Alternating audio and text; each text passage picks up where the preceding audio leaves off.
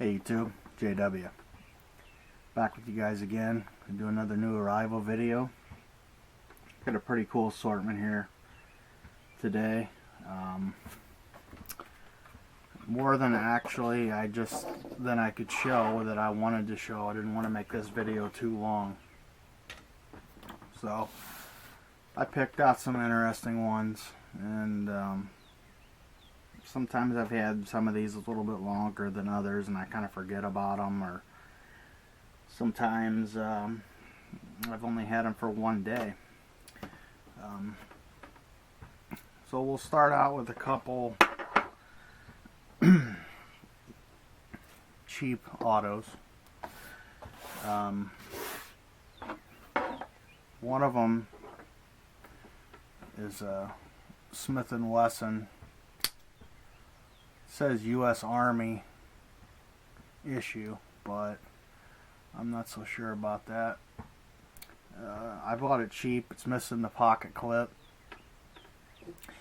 Sorry about the kids in the background playing basketball there. You know how it is. I've actually got my camper parked, because we go camping about every weekend, so I've got my camper parked in front of my house. And I live in a subdivision, so I've got it all opened up. And I come out here and generally, you know, it's quieter, get away from the kids and my wife in the house making racket. But, you know, people, as soon as you start filming, people are mowing grass, shooting hoops, etc. So, Smith & Wesson, got it cheap. I just kind of got a thing for cheap autos, so I picked it up. Works good. Definitely been used, but as you can see, fires just fine. And we got a clone of a Benchmade Spike. Typically I see them in black. This one's in the silver model. There's a locking wheel here on the top. Fire's good. Good shape. Partially serrated, and it is a China model. I'd say this is probably from early 2000s maybe. It's in good shape. Fire's nice. I always like this model, the Spike, Benchmade Spike. This Smith & Wesson here, I think may have been made in America. I could be wrong. Not all Smith & Wesson knives are made. Maybe now they are. I think there are still some that are made in America too. Like my Smith & Wesson Twist scale release hidden auto, for example, is made in America, which that's discontinued as well. Up until a few years ago anyway. We'll go with a fixed blade, a Frost Japan, 1980s, Tanto. Comes with a wooden sheath wrapped, some sort of a leather material. It's got the cord wrapped handle, classic ninja type square guard, surgical steel. This is made in Japan. I'd say probably mid 1980s. Don't see a whole lot of them, so I grabbed it. Got it cheap. I think it looks pretty cool. You know, I love this 80s martial arts type Japanese.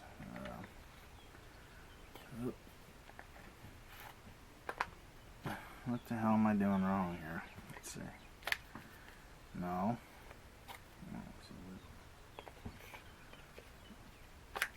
Well, what the fuck, man? Maybe I'll edit this out. Oh, there we go. You just got to be smarter than the knife and sheath, I guess. You don't get it in there just right, it sticks on that wood on that fat part of the spine. Anyway, I thought it looked cool, the whole package with the big sheath like that.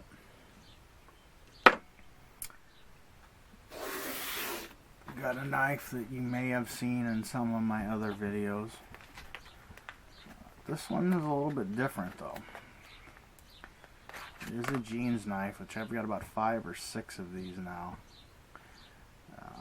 I only got one other one though that says jeans knife here, but they have different type things stamped on the blade.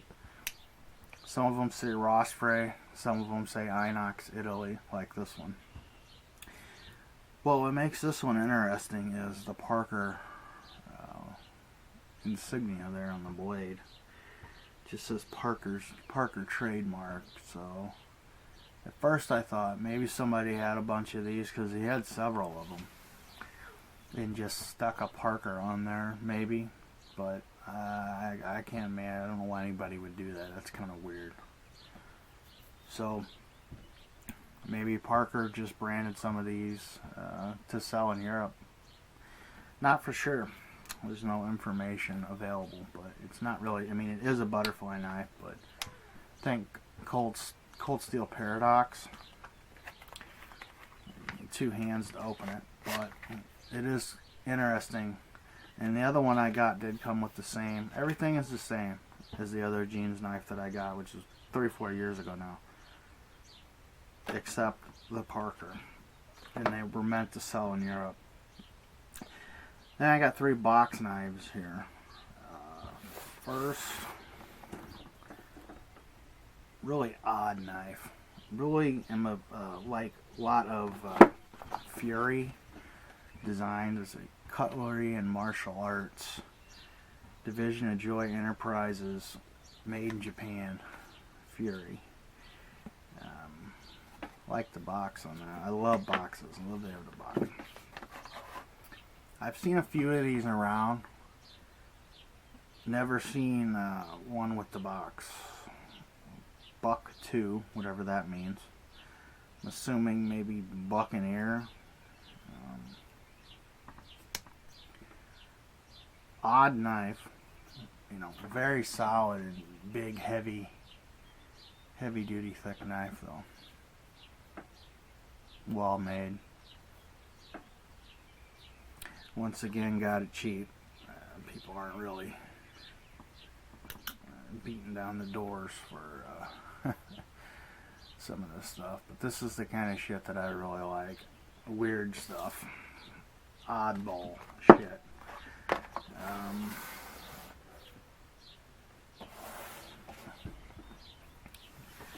Samurai, United Cutlery, made in Taiwan. They switched from Japan to Taiwan in the late 80s, early 90s. This is probably early 90s, I'm sure. Cool box. Cold United logo.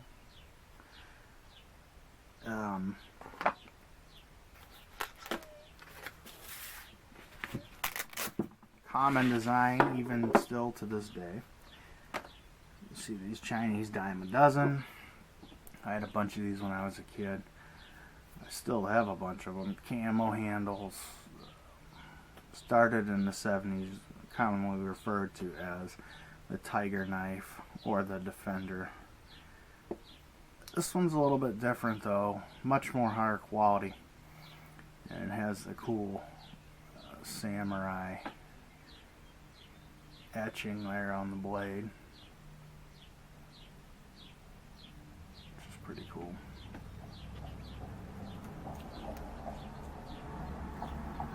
It's really a great design for a fighting style knife. UC94 stainless steel Taiwan. Pretty cool. And with the box, it's cool. And then finally, we're going to go with the Alligator 2. Um, I've been collecting Sarco Sargent knives for a while, and one of these popped up a while back. And like anything else, it seems, when one pops up, and you buy it or don't buy it, in this case the price was, the guy's retarded, ignorant on his price. He wouldn't come down. And it's still on there for sale, by the way. Not long after, another one pops up. And it was a big lot of Sarco new old stock. Early 90s. Early to mid 90s, probably. 6 knives. There was 2 of these in here. I sold one to a friend. Kept the other one. But that's just like I say, you know, you follow stuff and you don't see one. And then you see one, you think, oh man, I haven't seen many of those, and not only after another one pops up. I don't know, it's kind of odd, but obviously looks like a Spyderco. They probably went with this design when Spyderco really started to get popular into the 90s, I would imagine. Good little knife. Not bad construction. Cool design. And honestly, the name and the box is nice, but the name of it, the Alligator, too, and just the way it looks, just kind of drew my attention. So I think the guy, he wants $109 for this, and he won't come down in the price. I ended up getting 2 of them new old stock and about 5 other Sarco new old stock knives for about $45. So that's pretty much it for this one.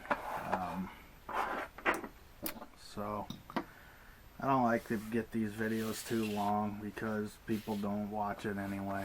They turn it off after about 2.5 minutes. So I appreciate you guys watching, and check me out on Instagram. I'll put a link in the description below. And as always, I appreciate all you guys, and I'll catch you on the next one.